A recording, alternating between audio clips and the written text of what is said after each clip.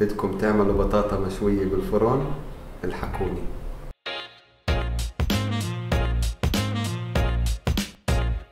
مرحبا، أنا محمد، واليوم راح أحكي لكم بلهجة أهل رام الله. واليوم مع بعض راح نعمل وصفة البطاطا المشوية بالفرن. وصفة كتير ذكية، وصفة مش عربية، وصفة كتير ذكية. وأهم إشي لهي الوصفة إحنا بحاجة لثلاث مكونات رئيسيات. بدنا طبعا بطاطا، تومة، وبدنا إكليل الجبل، وكمان زيت زيتون.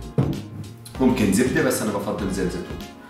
أهم خطوة هلا بنبلش فيها اللي هي نغسل البطاطا ونقشرها.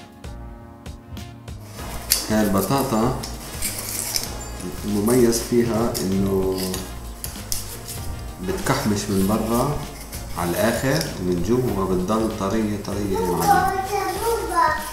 يعني وضعها مرتب. وهي البطاطا الوحيدة اللي بتحقق فيها هاي الخاصية. طبعا فيها كمان خضعة رح نعملهم هالكيك بالوصفة، فرجيك اياهم. زي ما انتم شايفين هاي كشرنا البطاطا انا ورنان، وهلا بدي اروح اغسلها منيح منيح من التراب.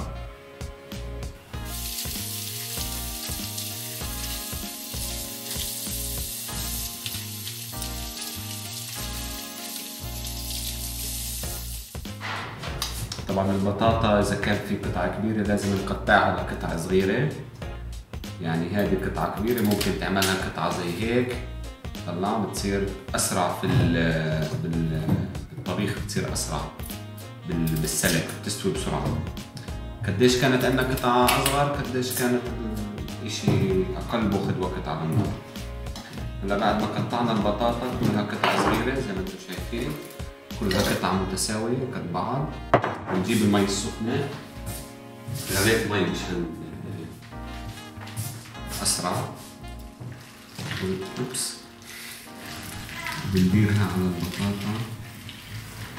تستعجلوا زي شوي شوي، بلاش تعملوا. بندير المي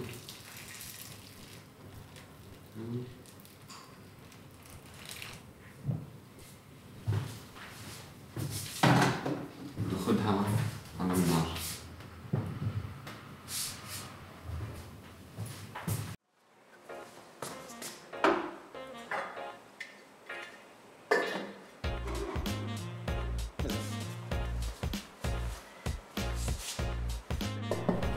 طيب في شغلة مهمة كثير للبطاطا لازم نعرفها، انه البطاطا لازم توصل حد معين عشان تتفتح. ما في وقت معين، في حد اللي هو لما بدنا نعمل البطاطا مهروسة بدناش نوصل لحد البطاطا المهروسة، بدنا نوصل لحد شوية قبل البطاطا المهروسة. بتدخلوا فيها الشوكة هيك، تمام؟ لازم تنزل لحالها، بتنقسم لنصين هيك، فبتكون هيك البطاطا جاهزة بدنا تفتحها. بعدين بحكي لكم شو بدنا نعمل بعدها.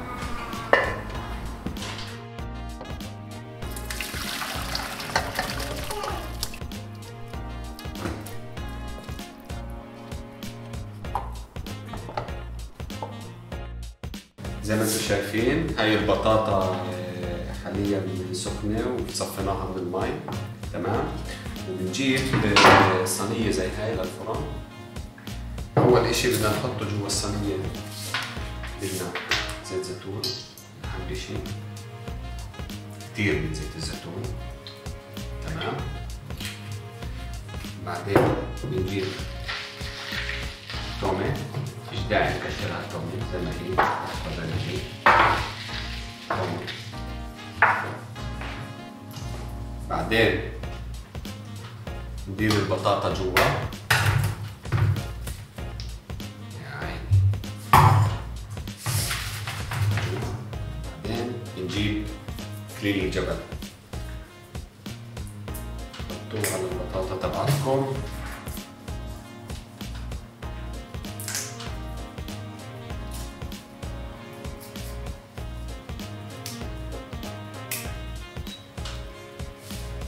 واخر اشي ملح،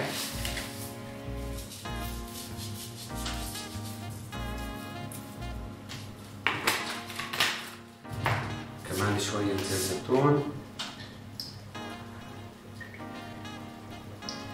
شفتوني منيح.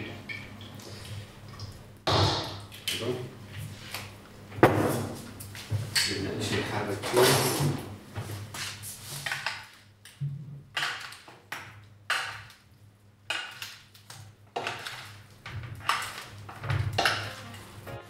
تمام هيك حطينا كل شيء. هلا بدكم على الفرن درجة حرارة من 180 ل 190 200 ممكن، تمام، لمدة عبين ما يصير البطاطا من برا مكرمشة على الآخر. حلو. وبعدين بحكي لكم شو راح نعمل هاي هراسة البطاطا. خلينا نحط هاي بالفرن.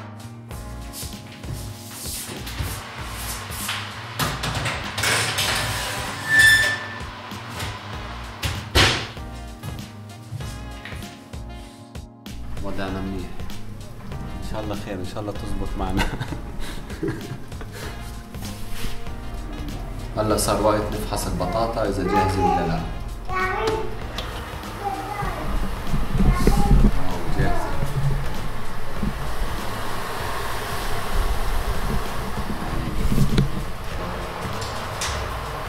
هلا بدنا نفرجيكم شو بدنا نعمل في البطاطا.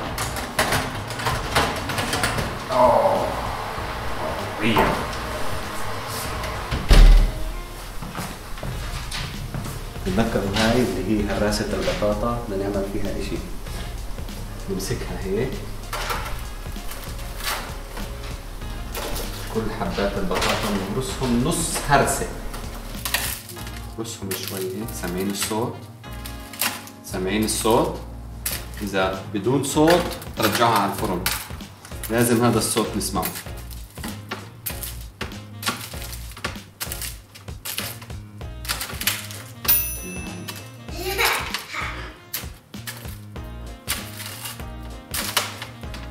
تمام، برجعها على الفرن. بعد ما استخدمنا هراسة البطاطا وهرسنا البطاطا شوي، شوفوا كيف صار شكلها. تمام، وهلا بنرجعها على الفرن كمان لمدة ربع ساعة، بس ربع ساعة 10 دقائق.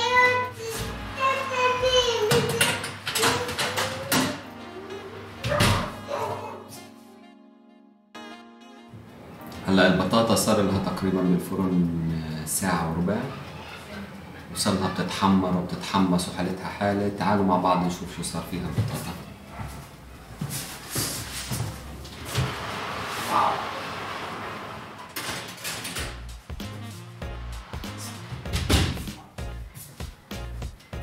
هاي يا ويلي، هاي بطاطا جاهزة مستوية محمرة مكحمشة.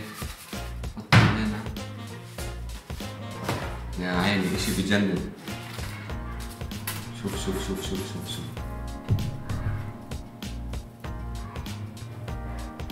شوف يا عيني اشي رهيب.